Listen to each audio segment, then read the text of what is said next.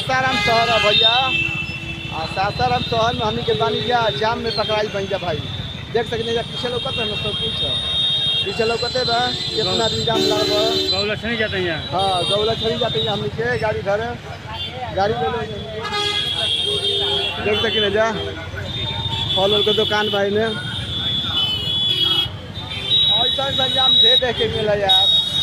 आज हम शहर में आई भाई तो देखाओ तो इंप्रेशन नहीं देते अपन सासाराम रोहतास जिला बिहार सासाराम। आगे आगे बस है बस के पीछे हम लोग हैं। साइड से निकलो साइड से निकलो।